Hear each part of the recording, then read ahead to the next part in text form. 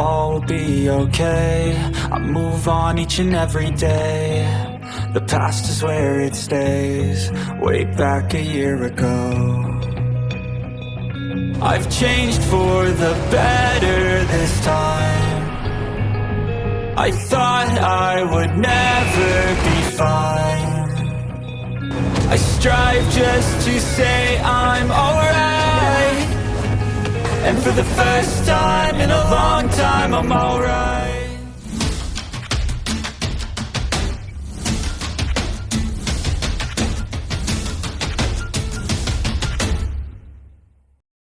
Sinar ini memiliki efek kelumpuhan, jadi nama aslinya adalah paralisis rai. Mereka yang diberi peringkat Raja Jiwa dan di bawahnya harus terpengaruh setelah terkena sinar. Seberapa besar pengaruhnya pada Tuan Jiwa tergantung pada kultivasi individu. Kami sudah mengujinya. Ketika digunakan pada Raja Roh, sinar kelumpuhan ini sangat efektif sehingga bisa membuat mereka mati rasa selama sedetik. Ini adalah prasyarat bahwa sinar itu harus mengenai Raja Roh yang tidak berdaya yang tidak dilindungi oleh keterampilan jiwa atau alat-alat jiwa. Ketika digunakan pada leluhur jiwa, sinar dapat mematikan rasa mereka selama lebih dari 2 detik, dengan prasyarat yang sama seperti sebelumnya. Selain itu, ia dapat mematikan seorang master jiwa dengan 3 cincin jiwa dengan peringkat yang sama setidaknya selama 3 hingga 4 detik. Para tamu yang terhormat, harap dicatat bahwa kami menguji sinar pada master jiwa tipe penyerangan. Efeknya pasti akan berbeda ketika digunakan pada tipe master jiwa lainnya. Persyaratan untuk menggunakan paralisis rai ini rendah, tetapi sangat praktis.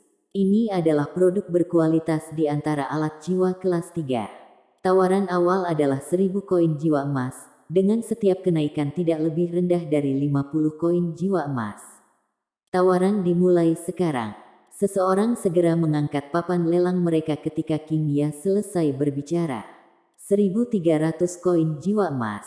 Seperti yang dikatakan lelang King Ya, sangat jarang melihat seorang guru kelas 6 membuat alat jiwa kelas 3. Orang seharusnya tidak memandang rendah fakta bahwa alat jiwa ini bukan kelas tinggi karena sangat praktis. Leluhur jiwa akan menemukannya cukup berguna. Selain itu, persyaratan rendah untuk menggunakan alat ini adalah aset terbesarnya.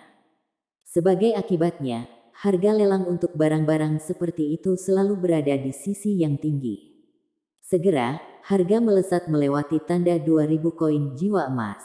Orang harus tahu bahwa bahan yang digunakan untuk membuat alat jiwa ini tidak terlalu luar biasa selain desainnya yang cerdik dan pembuatan susunan-susunan formasi yang rumit. Lagi pula itu adalah alat jiwa kelas 3. Itu adalah harga yang relatif tinggi untuk membayar alat jiwa dari kelas tersebut. Alat jiwa kelas 3 yang normal hanya akan digunakan untuk ratusan koin jiwa emas. Seperti yang diharapkan, penawaran berhenti setelah melewati angka 2000. Beberapa dari mereka yang berjuang untuk menawar pada awalnya ragu-ragu sekarang. Ini karena semua orang memiliki jumlah uang yang terbatas di tangan mereka. Selain itu, ini hanya item lelang pertama. 2500 koin jiwa emas.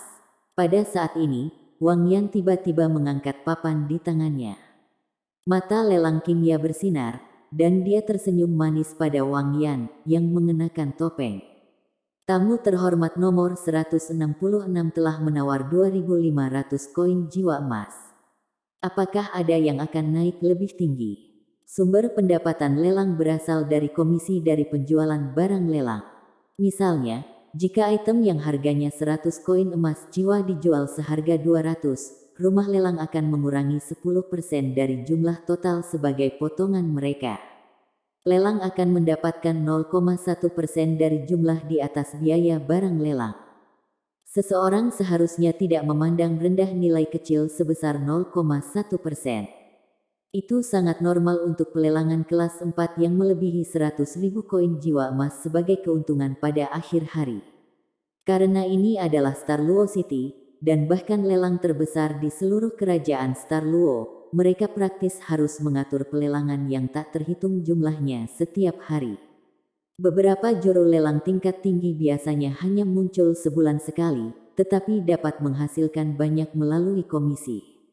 Sebagai akibatnya, ketika King Ya melihat Wang Yan menambahkan 500 untuk tawaran itu, hatinya secara alami melompat dengan gembira. Sebagai juru lelang berperingkat ungu, dia mengerti dengan sangat jelas bahwa harga pertama yang dicapai dalam pelelangan seringkali menentukan arah harga di seluruh pelelangan. Meskipun item pertama ini tidak terlalu mahal, itu pasti akan menjadi awal yang baik jika premiumnya cukup tinggi. Setelah tawaran untuk 2.500 dibuat, para penonton terdiam. Pesaing yang masih ragu-ragu beberapa saat yang lalu tidak lagi memikirkan masalah ini lebih jauh. Harga ini jelas jauh lebih dari yang mereka mampu. 2.500 koin jiwa emas, pergi sekali. Setelah King Ya menanyai penonton beberapa kali lagi dan tidak mendapat jawaban, dia memulai panggilan penutupan untuk penawaran. Momen ini adalah ketika lelang tingkat pertama mengungkapkan auranya. Lelang kecil normal akan menunda panggilan penutupan penawaran selama mereka bisa, tetapi King Ya tidak menunjukkan tanda-tanda melakukannya. Bang, turunkan palu di atas meja. Sepakat, The Paralysis Ray dijual kepada tamu nomor 166.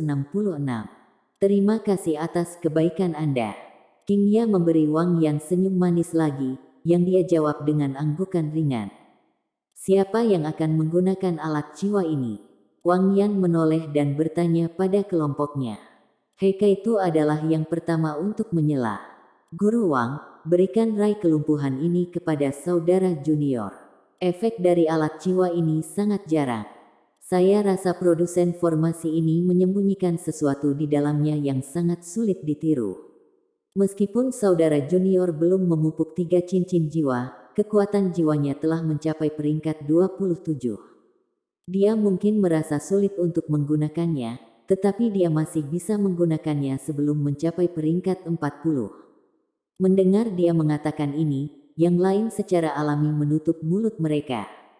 Pada kenyataannya, orang yang paling cocok menggunakan paralisis rai adalah Xiao Xiao. Ini karena dia lebih dekat ke peringkat 30 daripada Huo Yuhao, dan akan melakukan terobosan setiap saat.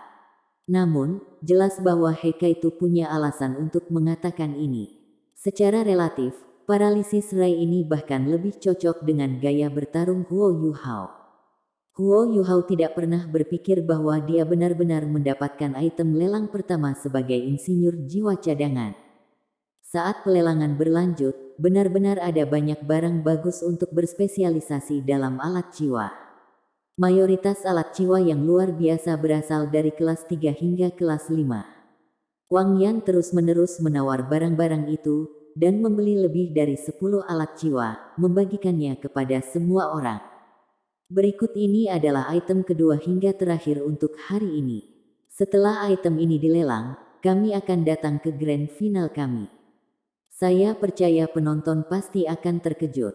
Petik 2. Gadis muda itu mendorong keluar item lelang kedua dari belakang untuk hari itu. Dari bentuk jubah dan bagaimana itu praktis menempel pada troli, orang bisa melihat bahwa barang ini tidak besar. King Ya berjalan ke depan gerobak dengan alat jiwa suara amplifikasi di tangannya. Dia tersenyum dan berkata, saya yakin semua orang yang duduk di antara hadirin yang melakukan penelitian mendalam tentang alat jiwa pasti akan sangat akrab dengan item ini. Ini juga sering muncul di lelang alat jiwa juga. Itu memiliki nama yang lucu, Milk Bottle. Petik 2. Dia mengangkat kain dari item saat dia berbicara, sekaligus mengambil item lelang dari kereta. Item itu adalah kalung perak, dan di atasnya tergantung liontin logam dalam bentuk botol susu, seukuran ibu jari orang dewasa. Mata Heika itu bersinar saat dia berbisik pada Huo Yuhao. Saudara junior, ini yang saya ceritakan. Anda paling membutuhkan ini sekarang. Melihat jenis botol susu yang dipegangnya, sepertinya alat jiwa kelas 4. Petik 2. Huo Yuhao memiliki gelombang keraguan di hatinya, sementara secara bersamaan merasa malu. Dia telah belajar bagaimana membuat alat jiwa selama hampir 1 tahun, tetapi masih ada banyak hal yang tidak dia ketahui di dunia alat jiwa. Lelang King Ya tersenyum dan berkata, sesuai namanya, botol susu secara alami digunakan untuk minum susu. Namun, baik untuk insinyur jiwa atau guru jiwa, botol susu mereka digunakan untuk mengisi kembali kekuatan jiwa mereka. Tentu, saya harus menyebutkan bahwa menyusui masih yang terbaik. Para penonton langsung tertawa terbahak-bahak setelah mendengar lelucon ini, dan bahkan King Ya sendiri pun tertawa. Gunung-gunung di dadanya agak pas untuk menyusui yang dia bicarakan. Kembali ke topik yang ada, nama ilmiah dari botol susu ini seharusnya menjadi alat jiwa pemulihan energi. Master jiwa dan insinyur jiwa dapat menggunakan item ini. Botol susu dapat menjadi alat jiwa dari kelas manapun, tetapi hanya master jiwa peringkat 3 dan di atasnya yang dapat membuatnya memiliki efek tertentu. Ini sangat umum di antara alat jiwa, tetapi botol susu kelas tinggi sangat mahal. Saya ingat melihat botol susu kelas 7 muncul sekali di lelang Starlight tingkat pertama kami. Itu benar-benar menyebabkan keributan pada saat itu. Pada akhirnya, kesepakatan dibuat untuk 7 juta koin jiwa emas, menetapkan rekor baru untuk semua botol susu. Petik 2. Secara alami, botol susu digunakan untuk mengisi kekuatan jiwa, terlepas dari peringkat masing-masing. Seseorang hanya perlu mengisinya dengan kekuatan jiwa sebelum menggunakannya untuk bekerja. Alat jiwa ini memiliki keterbatasan juga. Saat menggunakannya, seseorang harus menghentikan dan menyerap kekuatan jiwa dengan seluruh pikiran dan jiwa mereka. Jika seseorang tidak fokus, mereka akan gagal membimbing kekuatan jiwa ke dalam tubuh mereka. Karena itu, saya harus memperingatkan hadirin di setiap lelang untuk tidak menggunakan botol susu dalam pertempuran. Baiklah, saya percaya bahwa penonton sangat memahami botol susu. Saya tidak akan ngobrol lagi. Tawaran awal adalah 6.000 koin jiwa emas, dengan setiap tawaran yang meningkat tidak lebih rendah dari 100 koin jiwa emas. Ketika King Ya menyatakan bahwa tawaran untuk botol susu terbuka, Heika itu juga menjelaskan karakteristiknya secara lebih rinci kepada Huo Yuhao. Yuhao, alat jiwa ini adalah alat jiwa paling rumit di kelasnya dalam hal pembuatannya, dan juga memiliki persyaratan material tertinggi. Alasan untuk itu adalah karena ia harus menyimpan sejumlah besar kekuatan jiwa. Selain itu, botol susu tidak bisa membiarkan kekuatan jiwa bocor pada saat yang sama, juga tidak bisa memampatkan kekuatan jiwa sampai menyebabkan ledakan. Dengan demikian, persyaratan untuk susunan formasi dan bahan dalam pembuatan botol susu sangat tinggi. Hanya ada satu kriteria untuk berhasil membuat botol susu, dan itu adalah stabilitas. Setelah botol susu diisi dengan kekuatan jiwa, itu harus stabil. Jika tidak, itu akan berubah menjadi bom yang bisa meledak kapan saja. Peringatan pelelang ini sangat akurat. Secara umum, seseorang pasti tidak bisa menggunakan botol susu saat berperang. Ini karena ketika guru jiwa menyerap kekuatan jiwa dari botol susu, banyak kekuatan jiwa akan dilepaskan. Dalam proses menerima kekuatan jiwa dari botol susu, tubuh tuan jiwa pasti akan menemui jalan buntu. Ini akan sangat fatal bagi seorang master jiwa dalam pertempuran.